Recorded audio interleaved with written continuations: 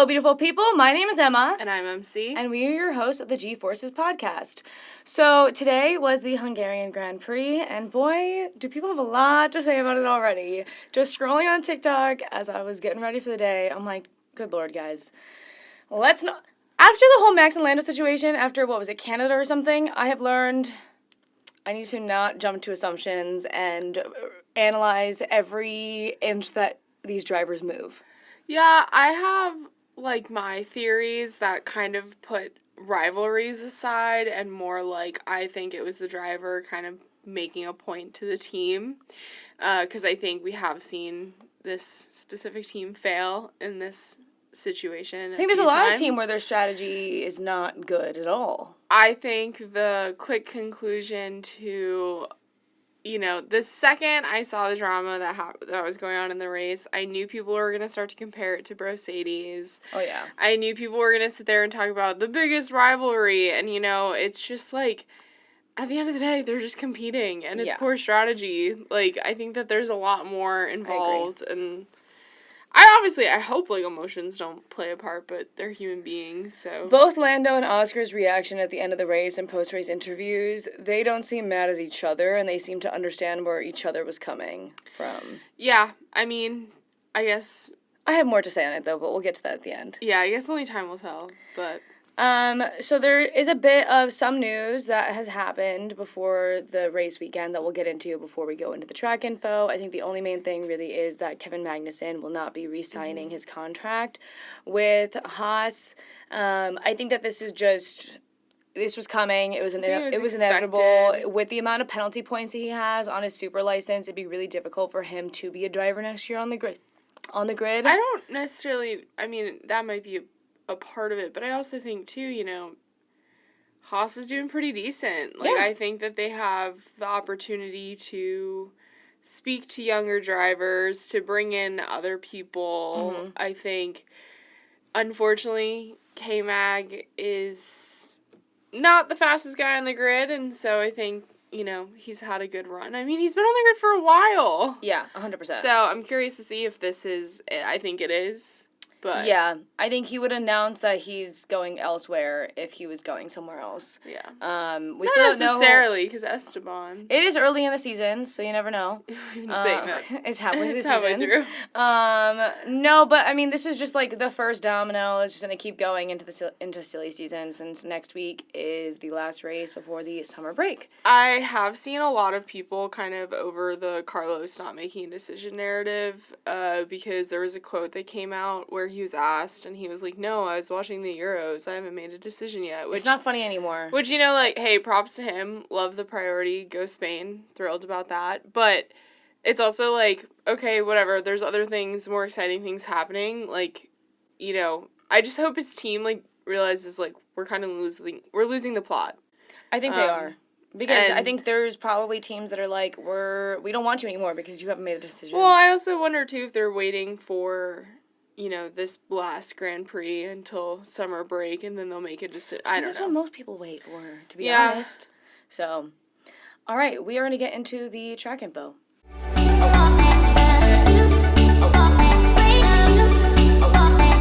Okay, so obviously this is the Hungarian Grand Prix, so we're in Hungary. Did you know in Budapest is actually two cities. Yes. Split by a river. It's Buda and Pest. Yes. I only found that out a couple months ago. We really don't learn a lot of European geography, to be honest, in American schools. Anyways, continue. All right. So the official race name for this weekend was the Formula One Hungarian Grand Prix 2024. The circuit name is Hungaroring. That's really it. Hungaroring. Hungaroring. I've heard so many because we listen to British pundits too. That's very true. I've heard so many different ways. They say aluminium instead of aluminum. So. Well, I've just heard so many different ways of people announcing this track this weekend. So the first Grand Prix was held in 1986. I read a quick blurb on, kind of the history of it, and apparently they wanted a race in, I think, the USSR, because 1980s, you have to remember this, the Cold War. And apparently it was a big deal in 86. It was, the first Grand Prix behind the Iron Curtain. So, okay. just a little interesting history fact for all you out there. The circuit length for this track is 4.381 kilometers or 2.72 miles, and the number of laps is 70, and man, did it feel like 70 laps today. Yeah. The entire race distance is 306.63 kilometers or 190.53 miles, and then there are 14 turns on this track. The fastest lap, and that record is still held today, was placed in 2020 by Lewis Hamilton in a Mercedes, and he did that in 1 minute and 16.6 seconds. There are two DRS zones. They're kind of weird. There's only one activation zone, and then the DRS is through the start-finish straight. And then there's a really quick, short one between the first and second turn. So a little bit of a different situation. One thing to note that's kind of talked about that I think we saw a little bit today, but it is a little bit of a more difficult track to pass on. So it's not like Monaco where it's impossible. You actually can't pass someone. But it's definitely on the harder side to pass. Yeah. So I enjoyed it. I'm definitely I feel like this is one, like, the biggest thing I remember from it last year was the Lando breaking the trophy. The trophy. Which I will say, I think that it's one of my favorite trophies of the year. Oh, I think it's beautiful. Because I really enjoy ceramics, and I think it's really pretty. And knowing that it was broken last year, the time and effort that goes into making the trophies, I think is really great. And I think it's nice because it incorporates a bit of the culture of the country into the trophy. Well, and I know everyone was talking about Lando's helmet because it looked like the trophy, but shout out, I really liked Esteban's helmet. I didn't see his helmet. Esteban's helmet was also mimicking the trophy.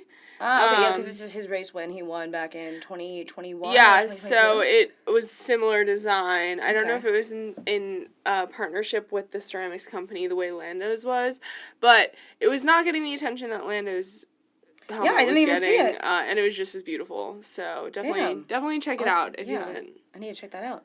So, all right, now we're gonna get into practice.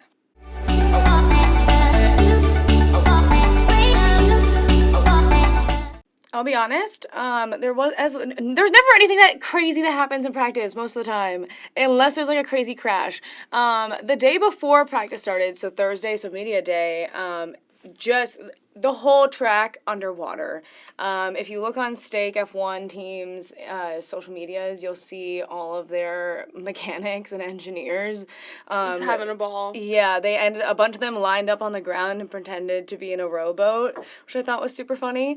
But somehow they cleared it up, and then it turned into an absolutely sweltering weekend. Mm-hmm. That's a fun word, sweltering. Okay. FP1. I don't know if you noticed, but Ollie Behrman was in Hülkenberg's car. Mm-hmm. I didn't notice that. Yeah, it was his fourth FP session of the season, so 4 of 6, so he's got 2 more. Obviously, we will be seeing him next year. I feel like these FP1 sessions for him are really just practice rounds for next year, getting more legitimate practice time on tracks that he's going to be racing on next year in these cars, rather than just practicing in old Haas cars. Well, I also wonder too, if it's just working on things that he needs to improve, or feeling certain things in the car of hey, how does this feel? Tell us, that way they can, I don't know, start to calibrate. I don't really know the timeline for those things for new drivers in the car, but. Yeah, so I think he was in Hülkenberg's car. Yeah, he was in Hülkenberg's car. Yeah. Nothing else really happened in FP1. I took note of, except for Zhou. Ferrari had a pretty good showing in FP1, and obviously, like we say, it's practice, you take it with a grain of salt, but I think Ferrari actually had a 1-2 finish in this session, and so I think it did spark a little bit of hope for Ferrari fans. Specifically Charles. Yeah, just because of the way things have been going. Yeah, how tough his life has been since Monaco. So I think that sparked a little bit of hope. But that's all I really have for FP2. Oh my god, FP1. Jesus. So the last thing that I had was that Zhou actually ended up in 5th place, and so people were super excited because he actually qualified 5th here. It was last year or the year before, and it's like his best qualifying that he's ever had. And they, as we all know, Stake has not had the best season, unfortunately, and at this current point in time, it's looking like this is going to be Zhou's last season in F1. So I think everybody just wants him to be successful and do really well in this last season, and especially like in China, I think people forget he literally came 10th in the sprint race in China. Yeah. So like if that had been a regular race, he would have gotten points, and because that's also the thing, Stake is the only team without any points right now. I just want them to get points so badly. They deserve it. At least one. The drivers have been trying so hard, and I'm sure the people back in the factory have as well. I just think that the puzzle pieces are not fitting together. Yeah, it seems like the direction is kind of lost. Yeah, they got like puzzle pieces from 30 different puzzles, and it's just not going to work. So, yeah, that's FP1. FP2, we see Charles take too much curb leading into turn 4 and spun out of the track, hitting the barriers. So I believe that ended his FP2 for him. I do want to also mention that FP2 is in the afternoon, and it was breaching close to 90 degrees Fahrenheit. Yeah. Which I believe is like 40 degrees Celsius. Well, at one point they said that the track was 52 degrees Celsius, and when I heard that, I was like, oh my gosh. So it was like ramping up in FP2. Which people always say Hungary is very hot in the summertime, so I guess I've heard Budapest is hot. Yeah. Yeah. Which is kind of random, I feel like. But I guess it is a little bit more southern than I think. I'm not going to test my inability to know the European continent. I think I know where placement. it is. It doesn't really matter. So I think that took him out of FP2 for that session. Yeah. There's a few other people that had some stuff going on with their cars. Before I get into that, did you have anything for FP2? No, just who took the top time. So, Yuki had actually, during the session at some point, he underwent some suspension change, which did not last very long. So, we'll get to that eventually. Yeah. And then Oscar, at some point during the session, actually had some floor damage, which I don't remember when that happened, but it happened. So, that affected his performance during FP2, because I think he ended up, not in the top 10 in FP2. But it's also practice. You're just getting the feel of the car, so not too much to read into during practice. Who had the top times? Lando. That's all I have. Lando is on top. So I think we were starting to see the shift in performance for the weekend, where Ferrari had that first really good practice session. I think you're starting to see McLaren kind of. I think Ferrari is starting to become the Mercedes of last year, unfortunately, or at least the beginning of the season, where they would have really good Fridays, and then, or they would start the weekend off pretty well, and then it would just start to struggle from there. Yeah. Anyways, FP3. I only have one note for FP3. What's your note? Verstappen was reporting some understeer while also lacking some rear grip, so he was already having some issues with the setup of the car, and I think that just continued throughout the rest of the weekend, and I think that might continue for the rest of the season for them unless something changes over summer break. Well, and it seems to, and correct me if I'm wrong, it seems to be a constant complaint of his. But Max, I don't know if that's just, the way you were talking about how, Lewis has had a history of, there's just certain things, not exaggerating, but there's certain things that tick them off. It's that one issue kind of scratch. Yeah, and I wonder if this is Max's that one thing he focuses on. Well, yeah, so Max is known for liking his steering setup a specific way. So him and Danny like their steering setup to be very similar, and so that they can brake a little bit later on. And so a lot of other drivers don't particularly enjoy the way that steering is set up, which I think is why a lot of people have a hard time in the Red Bull car, and that's why it's difficult to drive, but I don't know what they're doing exactly with the car, but as we know, Adrian Newey is going to be ending the season there, so I think we're starting to see some pieces of Red Bull fall a little bit. Well, I think we're just seeing changing of the guard. Yeah. I think that there's going to be growing pains with any sort of team change, especially as big as Adrian Newey. And so I think that, unfortunately, this was inevitable. Now, does everyone on the team have the patience to outlast the growing pains? Who knows? We'll have to see. GP has the patience of a saint. I think can say that. There are certain people, aka drivers, I won't name who, but there are certain people who... will they see the light at the end of the tunnel of like, hey, it's gonna get worse before it gets better, you know? Who knows? Yeah. The only thing I have for FP3 is that Lando did top the charts again, and Oscar came in just 0.044 seconds behind him. So seeing that close gap, I will say before we get into the race, I will say the distances in time for the race this weekend were, I feel like, the biggest dramatic distance we've seen in the top, 7, 8. In a while. Usually it's a lot There were closer, pretty big gaps, so that was surprising throughout the whole weekend, was just, the gaps between people. Yeah, at one point during the race, there was such a big gap between the top 8 that we weren't even watching the top 8. We were watching the middle 6 because they were all fighting each other, where the top 8 were just kind of in their own spaces. So, all right, well, let's get into qualifying.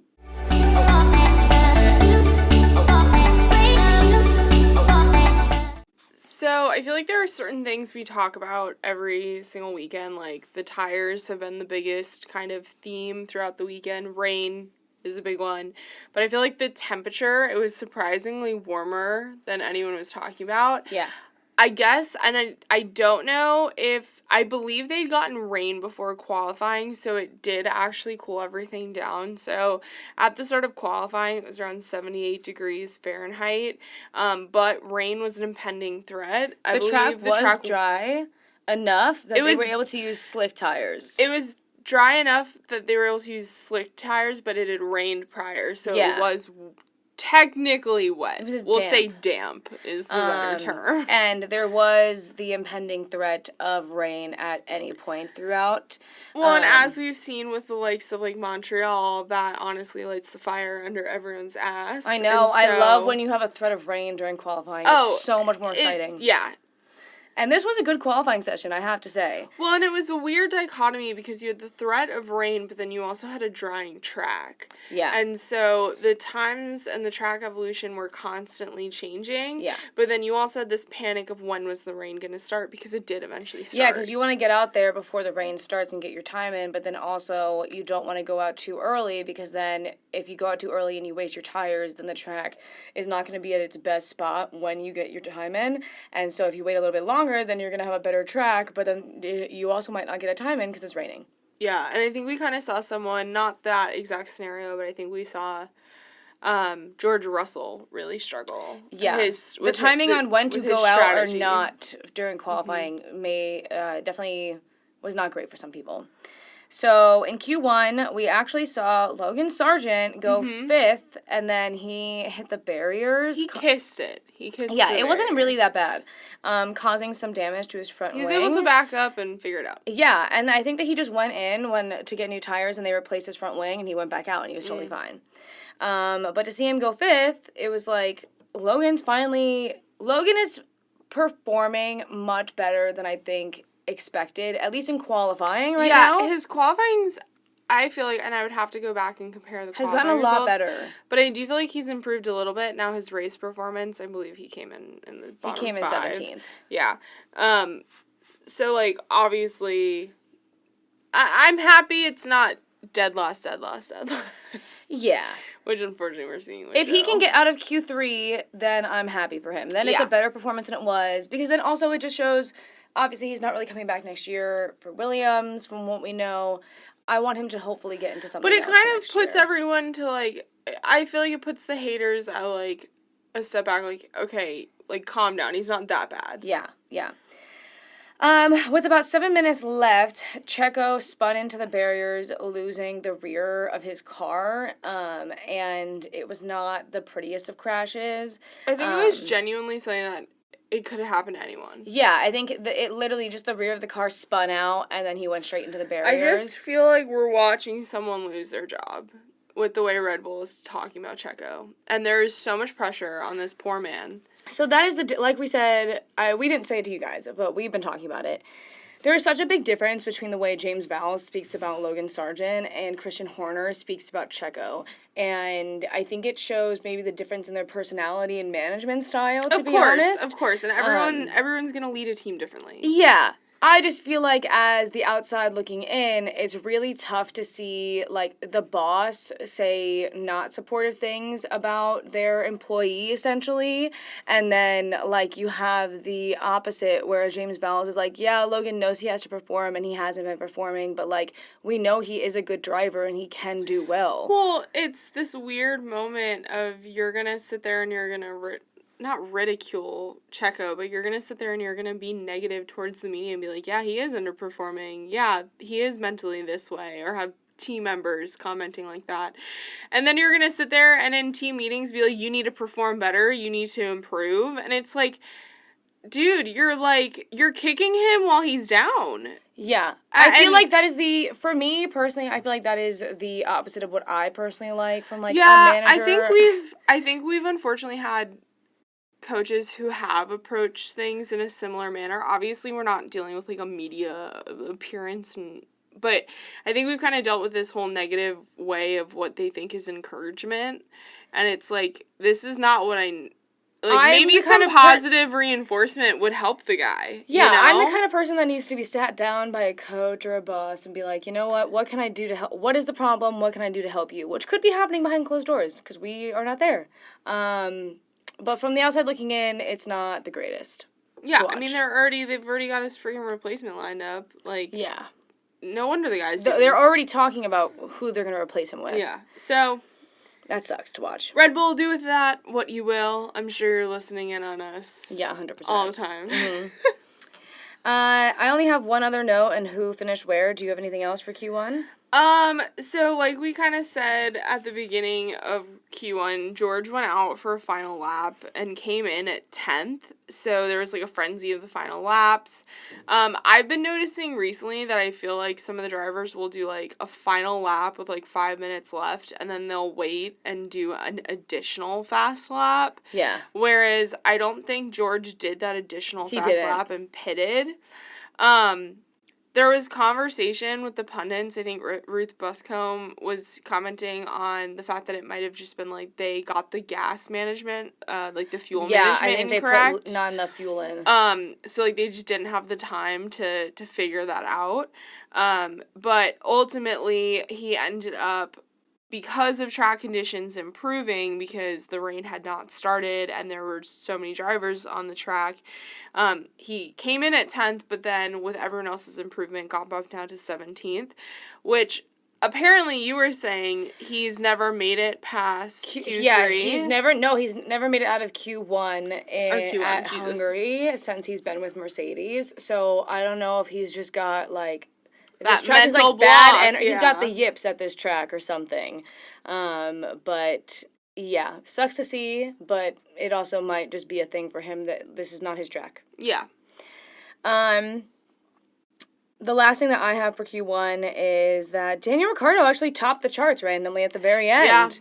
Yeah. Which is always great to see someone perform like that. Yeah.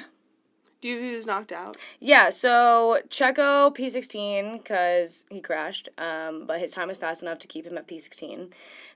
George Russell P17, Zhou Guanyu P18, P19 Esteban Ocon, and P20 Pierre Gasly. Ocon and Gasly also had the same situation as Russell where they didn't get to do the last laps at the end. I think it was just a bad call on Alpine's part, unfortunately. So that's why they started P19 and P20. They're like flip-flops. Sometimes they do really well, and sometimes they do really poorly. I think the consistency isn't there yet. It depends on the vibe. It really depends on the vibe of the weekend. Hopefully, because next week is Belgium, which I'm trying to think. There's no races in France, actually. There's not. I don't think there is. So I wonder what... Because they were talking about how they want everything to be ready for Spa. Because I was going to be like, it's their home race, but it's not their home race because it's not French. Maybe they treat it like it's a home race or something. But I know it's one of the biggest races of the year. People care a lot about Spa. Anyways, on to Q2. I have two big things really from this. There was a big long queue at one point with about 5 minutes left to go, and Hulkenberg was stuck in the traffic of it, and we just kept seeing his race engineer. Well, one of the engineers, not his race engineer, but one of the engineers from Haas just trying to get him into the queue, and he just couldn't. And he was just like, come on, we need to get this done with. Like, I can't even get out there. Yeah. And he actually did not make it past Q2, which I think was probably because of this situation. What else do you got for Q2? Lewis was almost knocked out as well. Yeah. But he was able to come in 10th place, subsequently knocking Hulkenberg down to that 11th. His qualifying this season has been odd. I feel Lewis? I feel like Lewis has had several races where he, like, is very close to being knocked out in Q2 and makes it just at the very end. Yeah, Mercedes, I feel like on the whole has been a little bit on the underperforming. In or like the underwhelming. Race day is much better for them. Yeah. I mean, race day, they pull out all the stops. Yeah. And granted, George is a pole, A couple. Yeah. But I agree with you. I think Lewis is kind of, like, always randomly placed in the top 10. Logan Sargent was only a 10th from Alex Albon at the end of this session, which is huge for him. Again, all of the haters can relax because typically what the pundits say is that to show that your performance is getting better or that you are close enough to your teammate, you want to be within 1/10 to 3/10 of your teammate. Mm-hmm. And this is the closest that he's been to Alex really consistently. So I think that it's good. It's showing that his performance has gotten better. Obviously, it needs to translate to race day as well and not just qualifying, because last year we did see a handful of really good qualifying sessions from him, but then it never translated to race day. And that's kind of what happened today as well, unfortunately. But the people who ended up getting knocked out, it was Hulkenberg, P11, Bottas, P12, Alex Albon, P13, P14 was Logan Sargent, and P15 was Kevin Magnussen. Q3. So there was a potential of rain, like we said before, that rain was just like sitting on top of their heads waiting to go. And so people were putting in their laps pretty early on. Yeah, Max was first on track. Yeah. I think followed by McLaren. Yeah, and they all got times out pretty quickly. And then Yuki actually crashed. In parentheses, I wrote flew because he really caught to Yeah, I hated that they only had a certain angle, or like they were only showing us to like the point where he hit the styrofoam sign. Yeah. They never confirmed what caused him to get that upward trajectory. Yeah. But he did catch some intense air. Luckily, I mean, he was fine, but the car was a mess. Yeah, so he ended up crashing out of turn 5, and that was the end of his race. His crash was much worse than Checo's. Yeah. And actually, I found out this morning watching the pre-race show. So both cars were able to be repaired, sort-of-ish. Checo did not have to take a new chassis, but he did have to take some new power unit parts. They weren't new power unit parts. He took old, already used power unit parts, so he didn't have to get a penalty for it. Yuki had to take a new chassis, which he didn't get a penalty for, but he did have to also take new old used power unit parts because they basically had to rebuild the car for him. So that's how unfortunate the crash was. After that crash, there was obviously the red flag, and then people were eventually able to go back out, and we see, at one point, I'm like, oh, like, people aren't even going to go back out, like, it's not going to be worth it, and we see Fernando Alonso and Max Verstappen, like, getting out of their cars, like, walking around, and then they pan to the pit lane, and there's, like, 6 cars waiting to go out, so Fernando and Max just decided, that's it, I'm done. Yeah. For Max, it paid off because he still qualified in the top 3. Fernando, it did not. Well, it sort of paid off for Max because he was in second place, and then Oscar was one of those people that was in line, and Oscar was able to improve and bump Max down to 3rd, and so that's how the McLaren 1-2 grid was set. Yeah. And then Daniel Ricciardo was also able to improve his time, so he was now P9 instead of P10. Mm-hmm. So the eventual order was Lando pole, Oscar P2, Max P3, Carlos P4, Lewis P5, Charles P6, Fernando, what? I had Charles and Lewis flipped, but I could be wrong. Maybe? I just wrote down what I was reading. What was it? Alonso, what is that, 7th? Stroll 8th, Daniel 9th, and Yuki 10th. Still very good for both V-Carbs to be starting in the top 10. So that's all I have for Q3. Yeah, same. Okay, all right. Well, on to the race.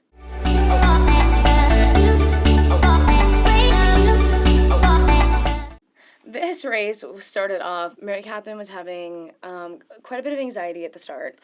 Like I technically always do, but I think that this one just...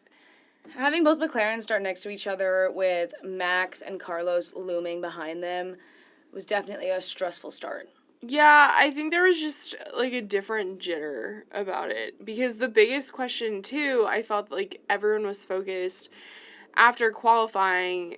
The big question to McLaren was, like, what's going to be the race call? Like, are you in a battle? Like, every Which I don't know why they would open that information up to people. Every pundit was setting it up. They're like, what are you going to do? Are you going to, like, and it's like, obviously they're going to strategize. They're going to have conversations. Maybe they need a little bit clearer conversation next time around. They're not going to tell you. But I think, like, starting it off, like, there was already this kind of, like, what's going to happen? Who's going to end up on top? And so, like, I mean, to be fair, we've had very clean starts all season, knock on Thankfully. wood. But I think Except that was for Monaco. also what was, like, stressing me out, too, is, like, this is going to be the race that, like, the McLarens are going to... Yeah, like, they're going to crash into each other. Luckily, it was a fairly clean start. Yeah, so Oscar actually had a better reaction time to the start than Lando did. I'm going to say it if people haven't. Lando, starts are not for you. They're not for you, unfortunately. Well, everybody else seems to be slightly better at starts than you do. I think he's trying, at least in this start, he tried to mimic the Max push. And he did it the last time, too, when Max was P2 and he was P1. Yeah, and I don't know if it's, like, if one can deem it the Max push or if this is just, like, a typical strategy of, like, F1 race starts. Let us know. But he pushed, basically, his focus seemed to be on Oscar. He pushed Oscar over to the wall, essentially. Which, I'm sorry, which then opens up... You need to protect... You and Oscar need to work together to ensure that Max does not get in between you guys. And I think it's probably, like, there's not many starts I can remember because of the adrenaline rush, so I think it's probably just, like, let me get up on top. But because of this strategy, Max was able to come in almost in a similar fashion that I think George Russell came in... Or Oscar's come in before, where basically there's, like, this open side of the track. Yeah. But they ended up 3 across into the first turn, and I thought I was going to vomit. Well, and so Max ends up going off the track into the turn because there wasn't any room, really, and...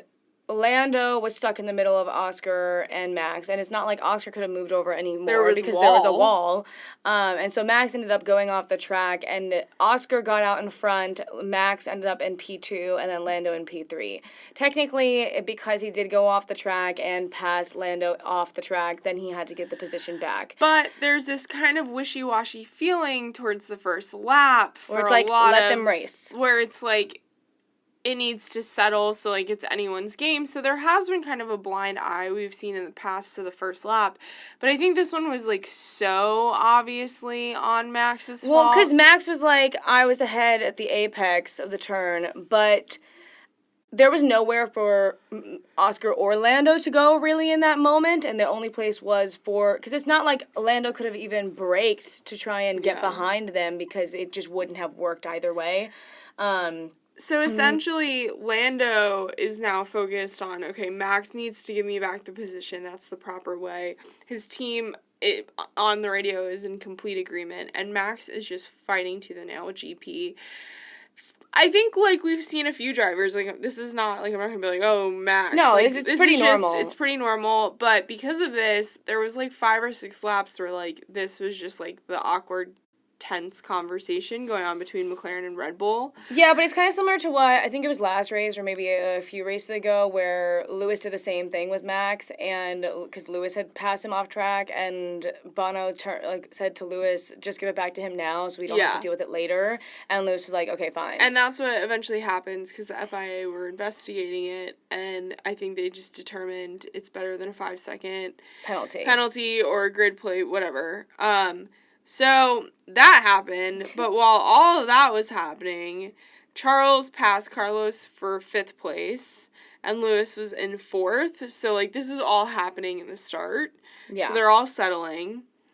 By lap 4, the gap between the McLarens was already more than 2 seconds. So Oscar was in the lead, and Lando just, like, that gap between the two of them was surprisingly getting bigger at this point. Yeah. But both of them were flying away from Max. Yeah, and that was the other thing. They were creating a bigger gap between everyone behind them. Yeah.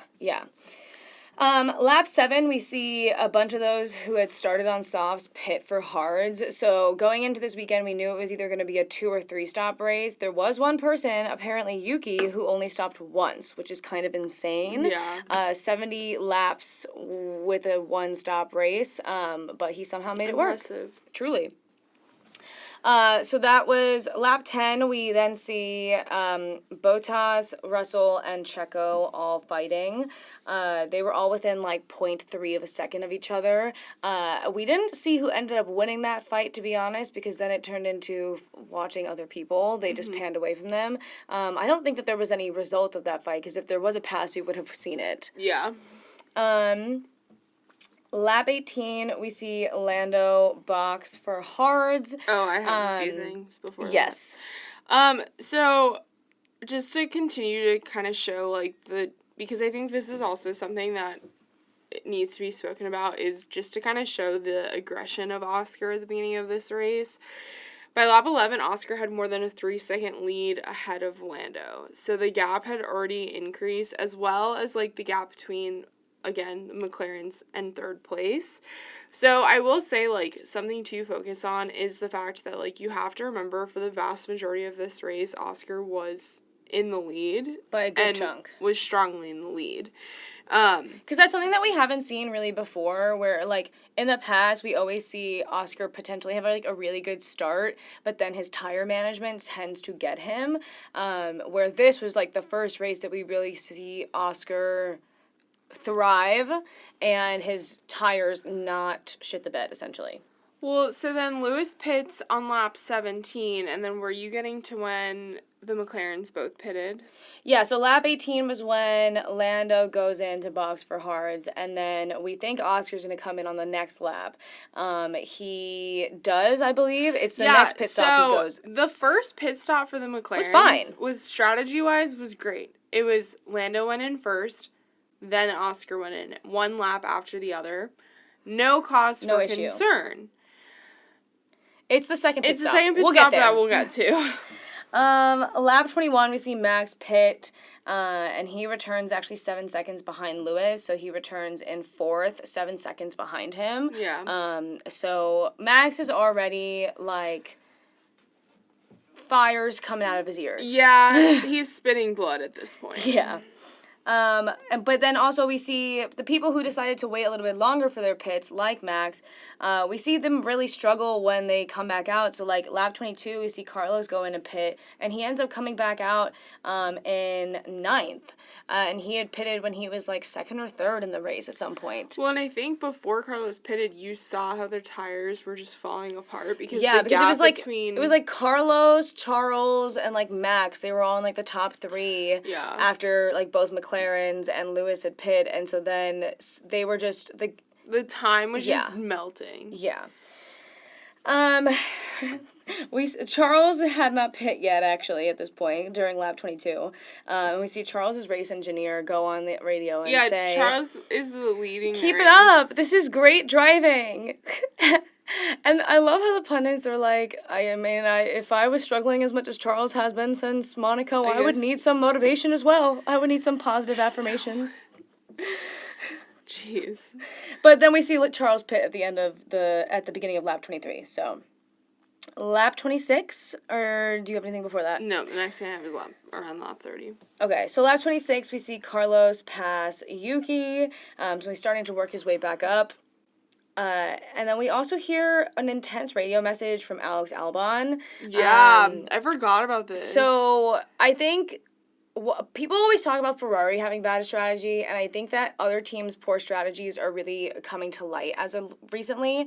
I think the grid is so tight right now. People are like, you cannot be messing up strategy because this is what's making or breaking our races. Well, and yeah, I think that's the thing, is that it's becoming such a, like, the cars have gotten so good, close and so good that the strategy is what is causing the biggest conflict, it seems like. Yeah, so Alex gets on the radio and his race engineer is like, try to think about plan B or plan C or something.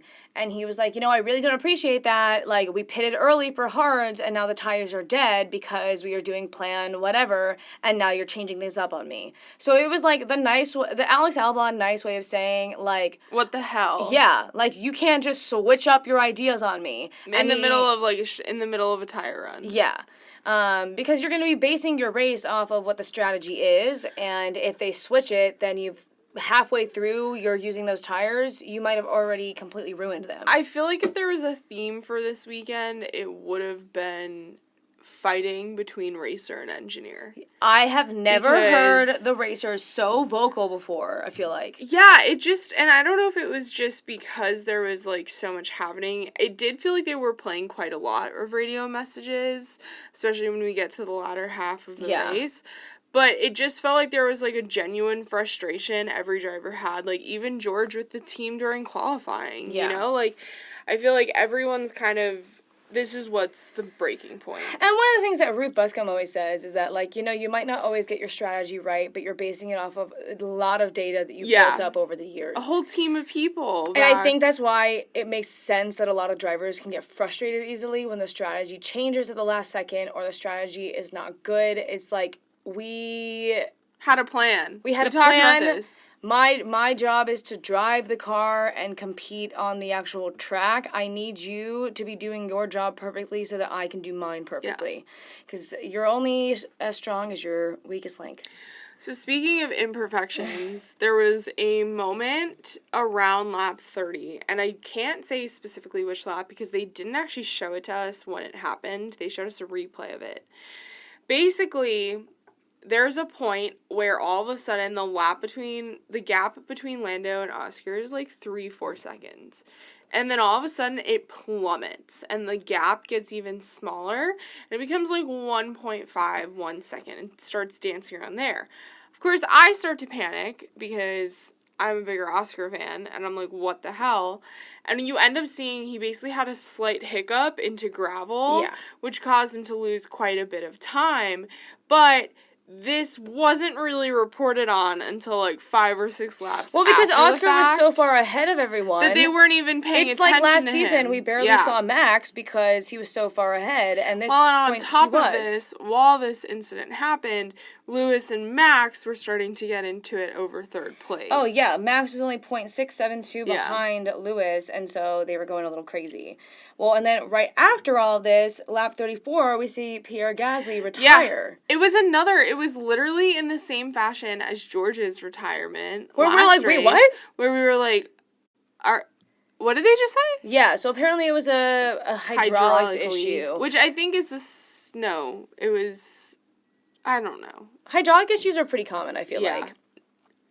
Lap 35, we see Max pass because Lewis actually locked up, but then Max went off a bit on the next turn, and Lewis was in front again. Well, and because they were fighting so much, the gap between third and then the McLaren was getting bigger, and Charles was also able to catch up and join into the fight. All of a sudden you see Charles in the back of the camera, and it's like, where did you come from? Lap 41, we see Lewis and Charles both pit. Then we also see the McLarens that they were told that they could fight to the mid-40s, which is about when they were going to pit. Specifically, Lando was informed, okay to race the papaya car, but only to the mid-40s. So this is where things start to get dicey. This is where they just get a little uncomfortable. Yeah. So McLaren calls Lando in to pit at lap 46 for mediums. They said that they wanted to pit him to potentially help defend from Lewis, which I understand wanting to defend, but also think about the overall race at the end. Don't just think about how you're gonna. One of the things that all the pundits were saying, and I completely agree with, it seems like McLaren's strategy a lot is based off of what everybody else is doing and paying attention to everybody else and how they can make sure that they are ahead of everyone else, rather than paying attention to what's going on with their own specific cars. Well, it also very much felt like up until this point, they had been, or at this point, it felt like there was a blip in the communication, and all of a sudden it became, they were running two different race ideas, but then they wanted the two drivers to work together. And it felt like there was just a lot of tension based off of the decision to pit Lando first. They should have said to Lando, we're going to call you in first to help defend from Lewis. You're probably going to, then Oscar's going to go in, he's probably going to come out behind you. We're going to let Oscar pass you because that is what we want. Because Oscar's been ahead this entire race and we just need you there to help defend. They, in fact, did not do that. They had, similar to, I think, last race? They had Oscar stay out an additional lap. 2 laps. He didn't go out until lap 48. I feel like we could have learned from Lando having similar issues. Obviously not against a teammate, but against other teams, where he waits 1 or 2 laps and then loses the momentum. They literally this happened to McLaren prior in the season. Oh, I know. And so Oscar finally pits in mediums, but at this point, because of the way the pitting works and the fact that Lando had the newer tires, the gap is greater and Oscar ended up behind Lando. By 2.5, 3 seconds. The team kept telling Oscar at this point that they would manage it, don't worry, we'll figure out, but then they're have sitting Lando there give you the spot back. And they're freaking pleading with Lando. And while all of this is going on, so we hear Will, who is Lando's race engineer, get onto the radio and ask Lando, you need to give the spot. He doesn't specifically say, give the spot back. I think he actually might say, give... I think he was like, we're swapping positions, something similar like that. We're reconfirming the order, something like that. Where, he was saying, give the spot back without saying, actually give the spot back. Without a direct order was the vibes. And some of the people online are like, you should have just been straight up and said, give the spot back, because it should not be up to interpretation. But as all that's going on, in between that radio message and the next one with Lando, we see Max and GP fighting on the radio, and Max literally curses GP out, and GP calls him childish. He goes, childish, you're being childish on the radio. Well, because it just felt like the second that Max, so there was a point, and we kind of skipped over this. There was a point where Lewis was able to undercut Max, I believe in the pits. Max was not happy about this. His one thing, and again, theme of the weekend was racers and engineers fighting about strategy. Max was just cursing out about the strategy. He was pissed about that. Yeah. And then also, I think at this point where he's being called childish, we also see the gap between Lewis and Max is really close, and Max is getting really, really frustrated. And he's driving angry. Unable to pass Lewis. Well, and so we see it eventually, lap 63, Max goes in on the inside of a turn, and Lewis was slightly ahead at the beginning of the turn. Max locks up and goes straight across. Lewis actually hits the rear of Max's car, and Max ends up lifting up into the air. A lot of people are joking around being like, Red Bull gives you wings, which I quite enjoy. But then when Max ends up rejoining the race, he ends up 2 spots behind where he actually was. Because Charles is pretty close behind Yeah, because Charles is right behind them as well, and so he ends up behind Charles. So overall, lots of anger from Max. And then as that's going on, we have all of the Lando Oscar stuff going on. So it's just everyone is bickering with their race engineer. Everyone's It was bickering. a little ridiculous. I understand you're in the heat of the moment. There's a lot of adrenaline going, but one of the biggest, most important relationships in a race is your race engineer and your driver. You have to trust that they're going to do what you tell them to do. And you shouldn't have to negotiate and plead with your driver. And this is something, when we get into the final thoughts, I'll say my personal opinion on the situation. But the pleading was continuing to happen. Will was being like, I'm trying to protect you. Do the right... Remember, I know you're going to do the right thing. Remember, we're a team. Think about all of the Sunday morning meetings. Basically... the gap between Lando and Oscar is getting bigger. So at one point, it was up at 6 seconds. It was, and in all honesty, as a spectator, as a it McLaren wasn't fun fan, to watch. It was incredibly uncomfortable to watch because it felt like... Have you ever been to, a friend's house when...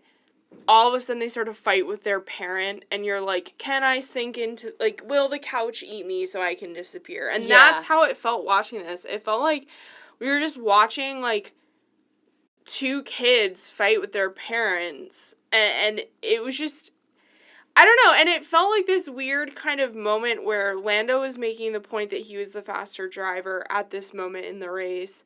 But also this could be Oscar's maiden win. Is this going to be tainted by kind of this, I don't want to say but kind of this strategic error that ensued drama.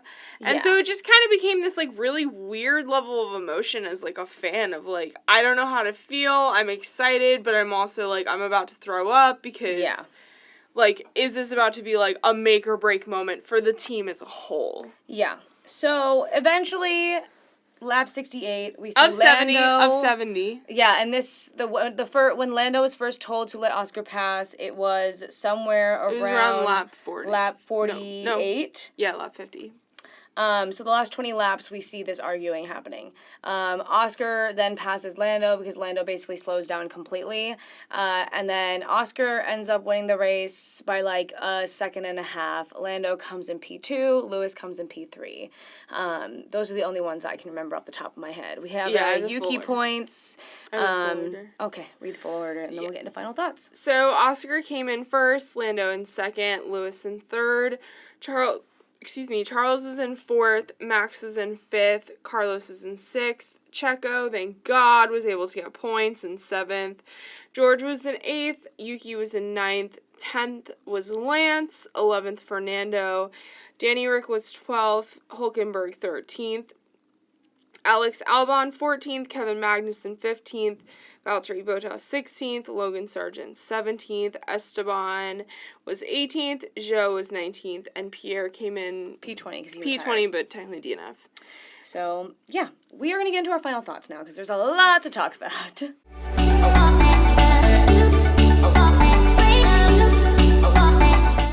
So, I don't know if it's because we've done so much reading on past historical races, but also past historical drivers and kind of their own way of protesting, that a part of me was hoping that we're gonna turn the corner, we're gonna go into media for next race, and this is obviously gonna be talked to by McLaren. This is gonna be the big ticket question all the journalists are gonna ask them about. And I'm really just hoping that maybe there was some protest strategy in this of we've been frustrated as drivers with the strategy, and I had to prove my point. Obviously, maybe that's giving too much, intellectual credit to Lando. But I don't know if it's giving too much intellectual credit to Lando, but I think it's more just Lando has been the one who has gotten the better strategy almost every time. Well, and I feel like they've only screwed up his strategy when it related to other teams, not when it related to him and Oscar. They've screwed up Oscar's strategy every time to almost help Lando. I feel like McLaren as a whole, obviously there were issues with the way... There are issues that people are going to have personally as spectators with the way Lando handled the whole situation. Whether you're for it, whether you're against it, whether you think his timing was great, whether you think it was terrible. People are really going to be divided on this entire situation. But I think as a whole... as a whole, McLaren has to learn from this, or else it's going to ensue absolute mother effing chaos. So I think that this McLaren situation just reinforced the fact that this is a team sport. But at the same time, you have two individuals who really want to win. My personal opinion on it, because of course I'm going to give you my opinion, why not? I think McLaren screwed up with the strategy call, but then when they told Lando to swap spots, I think that if Lando had given Oscar the spot back almost immediately, then for the last 20 laps of the race, they could have raced each other, and then Lando could have shown that he, in theory, was the faster driver and the faster car at that point, and then McLaren would have let him pass, to be honest. But he didn't, and I feel like if he had, it would have been almost like a fair, like Oscar won fair and square. It wasn't this weird, awkward situation that, like, as fans were watching the last 20 laps, a driver and their race engineer argue. But that didn't happen. So instead, watching it just made it very uncomfortable. And then him letting Oscar pass in lap 68 of 70. We'll never know if Lando was the faster driver because he didn't let Oscar pass at that point. And yeah, Lando was getting a bigger gap and whatnot. I don't know. It was an odd situation. I think a lot of the blame is on strategy. I think there's some blame that goes on the way it was handled. That's the thing. But I think the majority of the blame should go on the fact that the pit call was terrible. Yeah, because that's what Lando said at one point. He said, if you wanted Oscar to win, then why did you pit me first? And that's why it felt like all of a sudden they realized, oh shit, both of our strategies have to align. Yeah. You know, it's just like, I don't know, maybe it's because the level of success that McLaren is facing has happened so fast. Yeah. But I don't know. I think at the end of the day, I personally do not see this becoming some legendary rivalry. Now, no. I will eat my shorts if that comes immediately to fruition. After the race, Lando got out of his car and looked like that he was congratulating Oscar. I think in the post race interviews, Lando has said that Oscar deserved the win today. And actually, in the post-race press conference, I saw a snippet of Lando saying, I don't blame myself for how it went today. I don't think I'm to blame. I think that this was the strategy problem. Yeah. Which I think is what everyone is angry about in the end, because then you make a driver who is adrenaline racing, who wants to win. You have to make them make the psychological, emotional call, which is really unfair to them. And I think that was something that was talked about during the race while the argument was happening. It was kind of like, why are you putting this, like, why is this even up for conversation? Like, why are you putting this decision on the driver? Like, are you trying to, is it get a sense of some level of control the driver still has, whatever, but it's the kind of situation that is the reason why basically team orders were banned for a while in the first place, because we saw that with the 2002, Austrian Grand Prix, that it was the, when Schumacher was told that he could pass his team, Rubens Barrichello, and Barrichello didn't let him pass until the very last lap because he was, like, protesting almost in a very similar way of Lando. And then Schumacher had Barrichello up on the top place of the podium, even though Schumacher had won. They were doing it for the fact that Schumacher had a higher place in the driver's standings, higher place in the constructors, whatever. But it's one of the reasons why it was banned in the first place for a bit, because it makes it really awkward. But also, if you're a driver and you're having to argue with your race engineer for the last 15 laps of a race, you're not it's kind of unsafe. I mean, I'm not... Because you've seen how Max gets so angry when he's, like, in a braking zone and, like, he has to talk. I think it depends on the driver. I think it's the way every driver handles, that level of, discussion while driving. I do think a part of me was like, is this some ploy because he is second in the Drivers' Championship, that it's this fear of, like, I need more points? I don't know. I just think at the end of the day, this should have been a call decided by the people on the pit wall and not the drivers. I think that... Well, it's not like Oscar was asking for it either. No, like, yeah. Oscar it was fully literally a team decision. Was on the radio, like, once or twice, like, what's going on? And he wasn't like, is Lando going to give it back to me? He more just was like, what's the status with this current situation? The longer we get, like, the longer we wait, the shakier it gets. And... because I think that Oscar would have been... I don't know if Oscar was happy with almost the... I think he's obviously happy that he won a race in F1, but I think he would have been a preferred situation, Lando, to give the spot back immediately, and then they could fight it out together at the end, rather than what ended up happening. I think the result of what ended up happening was because of Lando's arguing and unfortunate poor decisions in that situation, but then I don't think that they ever should have had to get to this place in the first point. Yeah. I think it should have... if a stronger pit strategy was decided, this would have been avoided. I do want to focus on the fact that, so McLaren has officially moved past Ferrari. They're now second in the Constructors' Championship, so that is a really big deal. They're only 51 points away from Red Bull, which is catchable. Yeah. Oscar is currently at 149 points, Carlos is at 154, and Charles is at 162. So Oscar has a chance to pass. There might be even more shakeups. And then Max is at 265 points in total, with Lando at 189 in second. So while I don't see it as, like, impossible, I see it... it's going to be a lot harder for Lando to pass Max in the championship than for McLaren to pass Red Bull. Yeah, I see...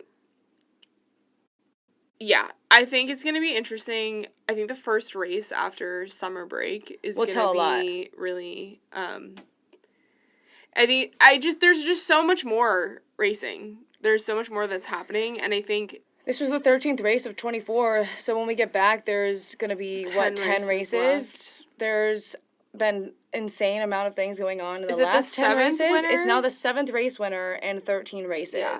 So that's why, like, I think us sitting here, I think anyone, I mean... it's anyone's game right now. Some of the other podcasters and influencers are, like, a lot better at predicting this stuff, but I genuinely just... I see McLaren, if they continue on this streak, I see them pushing people out of the way. I see Oscar improving on, both Charles and Carlos. I think it's really just, like, can I see Lando surpassing Max for the Drivers' Championship? I don't know. But there is the potential. There was a talk, I think Alice Powell was talking about it. She kind of said, now, if Lando loses the Drivers' Championship by 2 points... by 7 points, because it was when you win, you get 25. When you get second, you get 18. So if he loses it by 7 points, okay, thank you. Then I can understand Lando being really angry about this situation all over again. That's where, like, people are hemming and hawing. I think we have to cross that bridge if we get there. But I'm not gonna... there's also 10 races left. 11 races left right now. There's a lot of chances for you to win another race. There's a lot of chances for Max to win another race. I think I'm more excited to focus on Oscar's upward trajectory as well as McLaren's separation between them and Red Bull. That's what I personally want to focus on, and planning on focusing on, because I think it's where you'll see the most. But I also... at this point, Mercedes kind of had, while Lewis was on the podium in third, I feel like George kind of had a really off weekend. You didn't really hear from him at all. So I think that's the other thing, is that Mercedes was off, so they kind of play around with points, and them and Ferrari are George ended up getting fastest lap. He put in the fastest lap in 1 minute and 20.3 seconds. So much slower than the overall fastest lap of the track. That's insane. Yeah. Well, and then Oscar got driver of the day, which, when we didn't know that Lando was going to let Oscar pass, I was like, at least let Oscar have driver of the day, guys. Yeah, I mean, obviously, I think the next few days there's going to be a lot of articles. There's going to be a lot of just, like, speculation going on about, the debriefings and all that. I think, we're one race away from a summer break that I think is sorely needed. Surprisingly, I feel like there are less relationships that seem to be tense. Than at the end of than last season. at the end of, like, before summer season last year.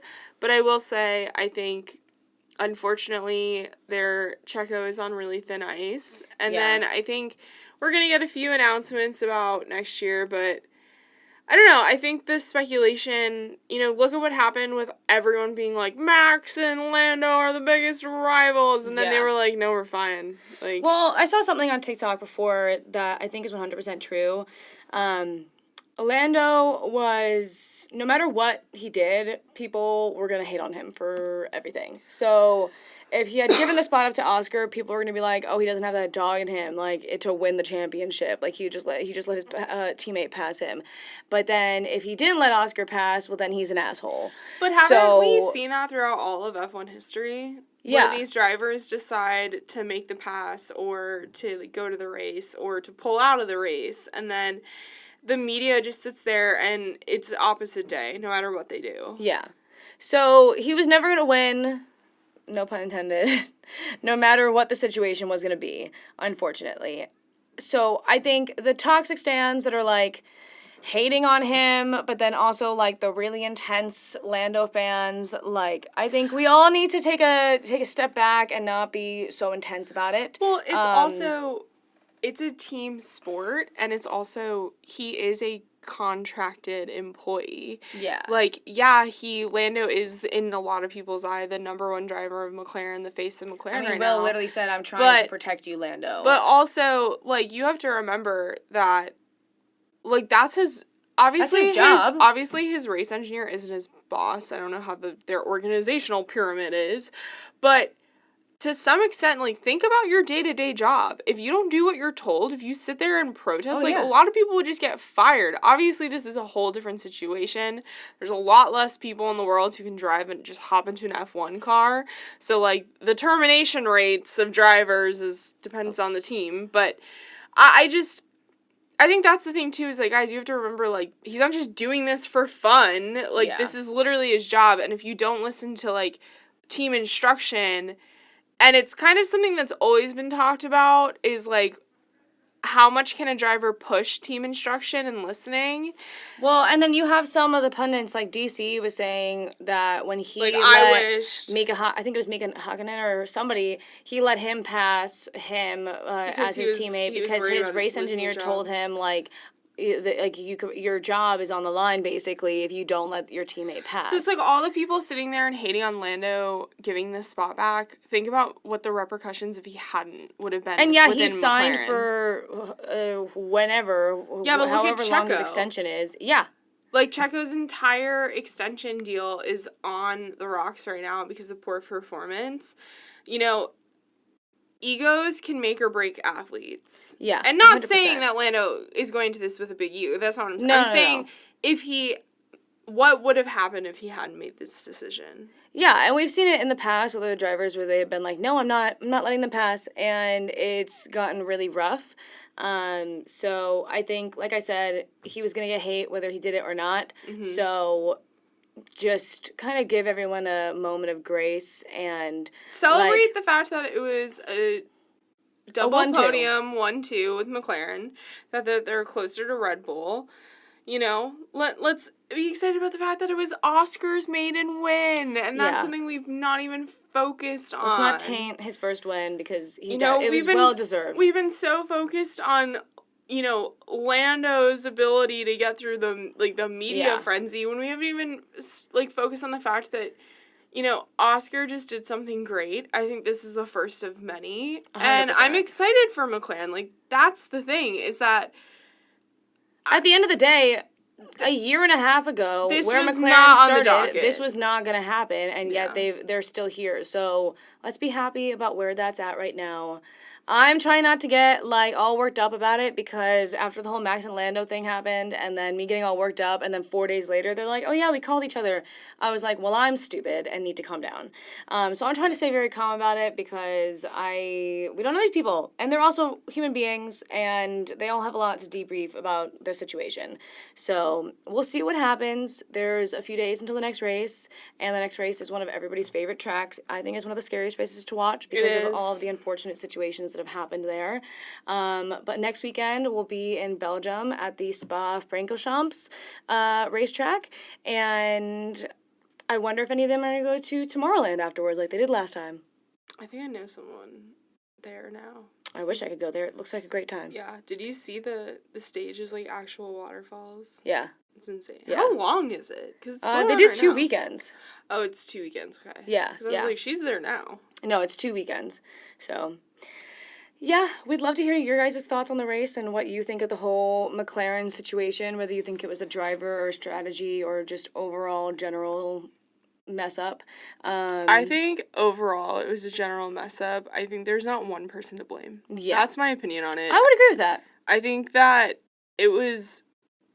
I think McLaren will hopefully take this with grace and really learn from this. I hope as so opposed as well. to toxicity. I agree, 100%. So, all right, I think that's all for today. Make sure to follow us on Instagram, TikTok, subscribe on YouTube, hit the bell, comment, like, share, do all of the things. Bye, guys. Bye.